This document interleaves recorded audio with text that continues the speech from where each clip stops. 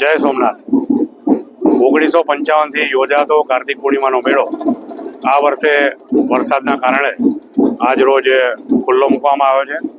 આજ રોજ સાંજે 5 વાગે આઈજી સાહેબ દ્વારા આ મેળાને ખુલ્લો મૂકવામાં આવ્યો છે।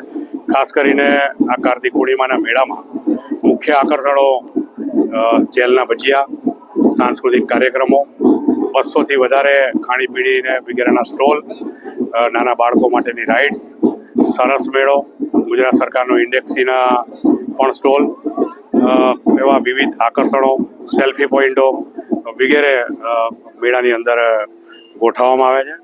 વર્ષોથી યોજાતા આ મેળામાં મોટી સંખ્યામાં લોકો આ મેળાનો લાભ લેતા હોય છે।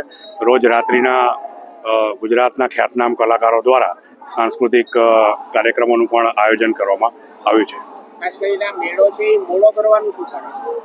ખાસ કરીને આ મેળો 11 લઈ અને કાર્તિકી પૂનમે 5 દિવસનો યોજાતો હોય છે। આ વર્ષે વરસાદના કારણે આ મેળો મોડો યોજવો પડ્યો છે અને આ મેળાનો આજે શુભારંભ કર્યો છે।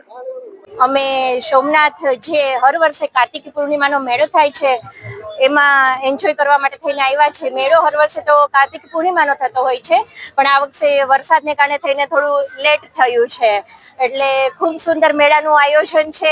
કેશુબાપા વખતથી આ મેળો ચાલુ છે અને આ મેળાની ખૂબ સુંદર વ્યવસ્થા ખૂબ સરસ હોય છે। મહિલાઓ માટે હસ્તકલાનું એક અલગથી ડ્રોમ બનાવેલો છે અને મહિલા પોલીસની સુરક્ષા પણ ખૂબ સારી છે। અને ખાસ કરીને આ વર્ષે જે તુલસી માતા છે એનું એક અલગથી મહત્વ સમજાવવા માટે થઈને એક અલગથી આયોજન છે, એ પણ ખૂબ સરસ છે। અને હરરોજ રાત્રિના ટાઈમે અહીંયા નવા કલાકારો આવે છે અને તે પોતાનું પરફોર્મન્સ રજૂ કરે છે, એ પણ ખૂબ સુંદર આયોજન હોય છે અને બધા લોકો મેળાનો ખૂબ સરસ લાભ ઉઠાવે છે। આજે અમે લોકો અહીં સોમનાથના મેળામાં આવ્યા છીએ અને અમને લોકોને ખૂબ જ મજા આવી છે। ખાસ કરીને હસ્તકલા મેળો અને સરસ મેળો એ બે અમે લોકોએ ખૂબ માણ્યો અને અમે લોકોએ ઘણી બધી શોપિંગ કરી છે।